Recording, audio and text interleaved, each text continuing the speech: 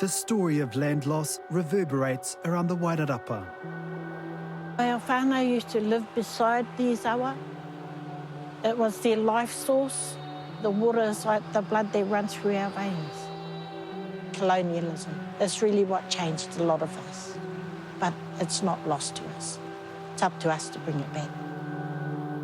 But the hapū of Ngāti Kahukura-awhitia is taking an innovative approach to buy back its whenua.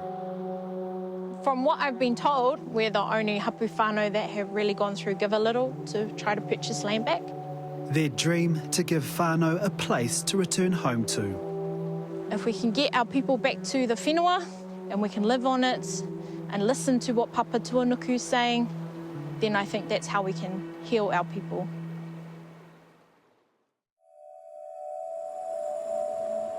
The Wairarapa River carves through the Tararua Ranges and is a life source to the people of Ngāti Kahukura-awhitia. For me and my extended whānau, this is quite a sacred place for us and a place of healing for our whānau. For Amber Craig, these waters are where her tupuna gave birth, and it's where she connects with her whakapapa and history in the Wairarapa. I feel a sense of whakatau, so this is my place where I am calm. The Wairarapa River feeds the rich and fertile soils of the Wairarapa Plains. But most of the land Amber's ancestors lived on is no longer in hapū hands. You know, a lot of our whānau are disconnected, especially in my direct whānau. A lot of us are not back home. The government bought most of the land in the Wairarapa, which it then sold to settlers who converted the natural swampy plains into farmland. And Greytown, named after Governor George Grey, became the centre of the colonial takeover.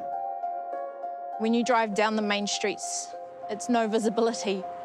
You talk about Governor Grey, talk about the other settlers, but not really about our whānau. The original Māori name for Greytown is Te Hupe Nui, and it's a place where prominent Māori chiefs would have their tangi and whānau would fare well and grieve for them.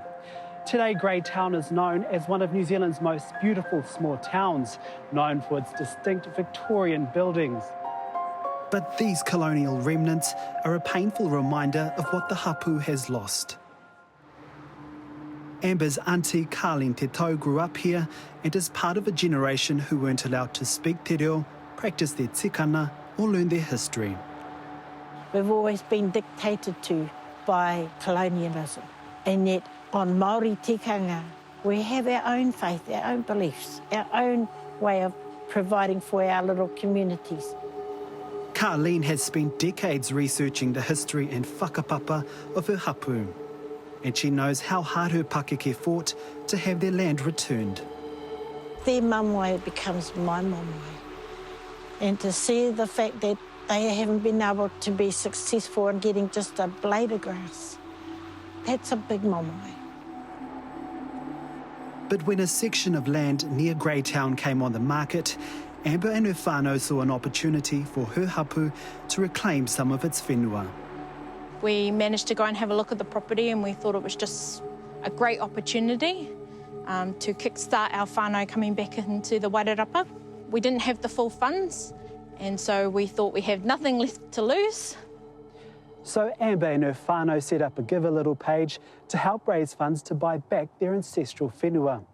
The 182-hectare property behind me sits on the edge of the Tararua Ranges. It's surrounded by native bush and is next to the Wairarapa River. The property is near an old urupa and is the birthplace of the renowned chief Ngātuere Tāwhao Tāwhiri Mātea. We kind of approached a couple of kaumātua to make sure that it wasn't totally out the gate. They were okay with it, and so what we did was we put it out on the basis that we just try. And within a week, the Givealittle fundraiser had more than $300,000. Some of the children were offering their pocket money for the week. We had someone who kohād $43,000 just by themselves. We're just massively inspired by it, I think, and just really heartwarmed by the response. The whānau have put in a tender to buy the property, which is valued at up to $1.5 million. But there's mixed feelings about having to buy back their whenua. The land is currently owned by a farmer and has attracted strong interest. Amber knows it will be tough going up against developers and investors with open checkbooks. If we're not successful with this land, it's really around that money will only ever be for purchasing another block of land for Kahukura-awhitia, for the descendants of Kahukura-awhitia. They're yet to find out if their bid is successful, but their vision is to build a papakainga where whānau can thrive.